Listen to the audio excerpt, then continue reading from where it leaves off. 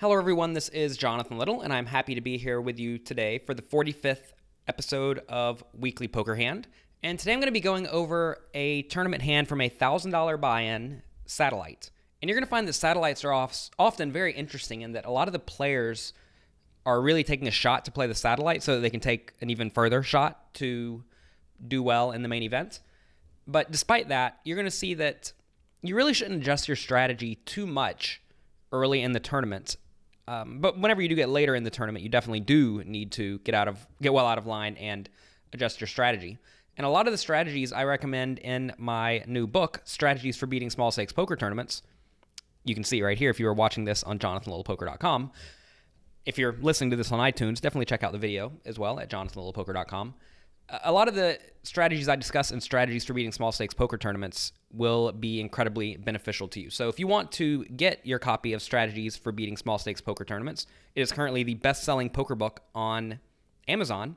You can get that at jonathanlittlepoker.com/strategies. And also, you'll see right here, again, if you can see the video, the Audible edition of actually both of these books, Strategies as well as my new book on No Limit Cash games. Those are all available as well. You can get the audiobook version of both of these books for free at jonathanlittlepoker.com/free. So you have no excuse. Get out there and go get them. So let's take a look at this hand. I have Ace King in the small blind with 50, 100 blinds. So I have a 100 big blind stack.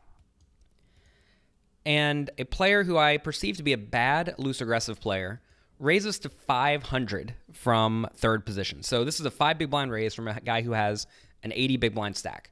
Usually when you see a big raise like this, it typically means that your opponent's range is very strong. However, in a lot of these smaller stakes tournaments, which again, Strategies for Beating Small Stakes Poker Tournaments will help you with a ton, you'll find that this does not necessarily mean a premium range. This could easily be something like 10-9 offsuit, Ace-10 offsuit, King-9 offsuit. It could be all sorts of stuff. That being said, it could also be a strong hand as well. However, in a Satellite, I think you're going to find that if you can get a double up early in the day, you are usually going to fare pretty well, especially if you know how to use your stack to lean on the players who have middle and short stacks.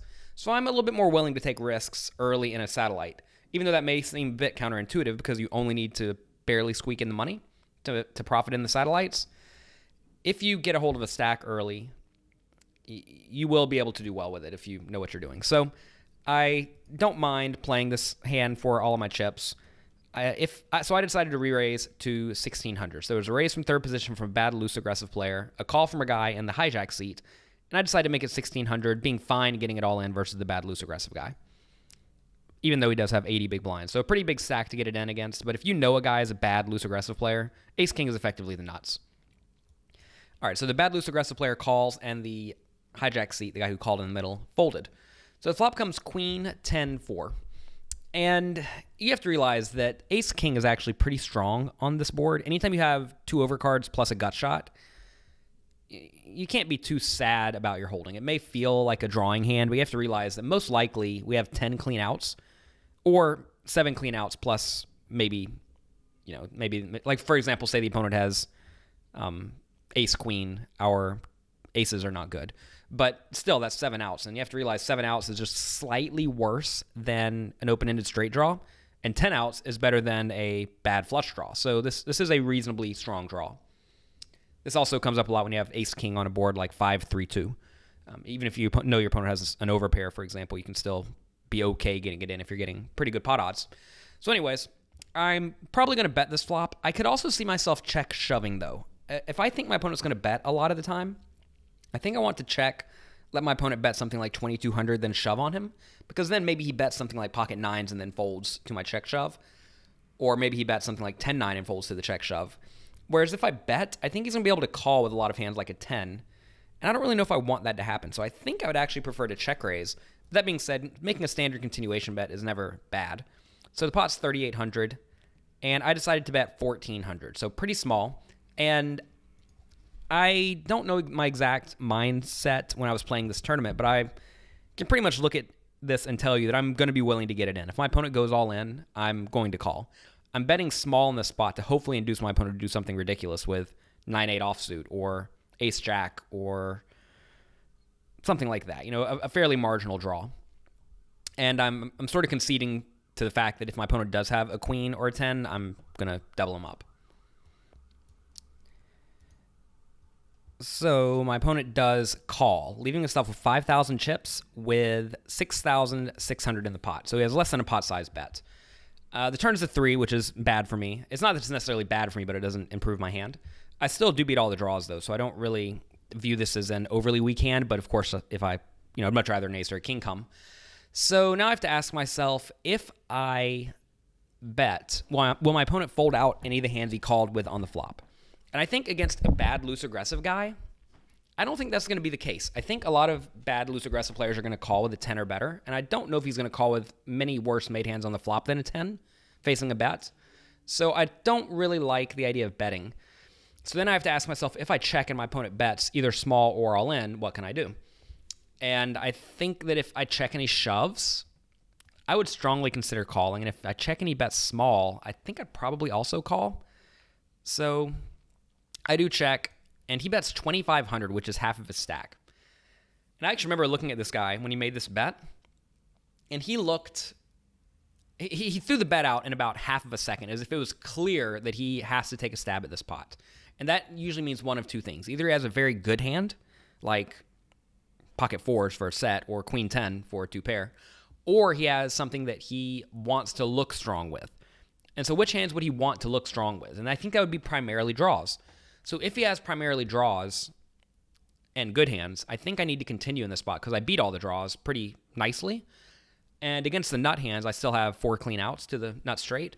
So I think I cannot fold here. And that may sound a little bit dicey, but you have to realize whenever you're playing against a guy who I'm quantifying as a bad loose-aggressive player, you should not be looking to fold if you think the guy is bluffing a lot. And I've been working hard on my reading abilities, and I thought the guy was unhappy with his hand, so I'm not going to fold. I could also, so my options are either call or go all in.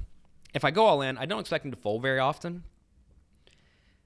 And when he does fold, he's probably drawing nearly dead anyways, although it's hard for him to be drawing nearly dead. Like, say he has, 8-7 offsuit for just stone nothing. I guess we're fine with him folding that, getting great pot odds, but I think I guess I'm not sure what he is going to do if I shove. And I also am not 100% convinced that my read is correct. That being said, I think I'm probably going to be check calling the river as well. So this is a pretty tough spot. I don't really know what the right play is between shoving and calling.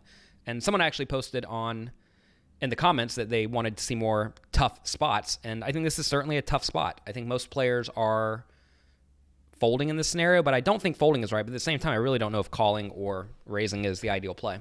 If you think your opponent's going to bluff, though, I definitely think that calling is ideal. If you think your opponent's never going to bluff the river, then I think shoving is probably ideal. So river's a 2, and again, I'm going to check, give him the opportunity to bluff, but he doesn't. And he has ace-jack, so we did have the best draw, and he had a worse draw. I don't really know if there's any way my opponent's winning this pot from me.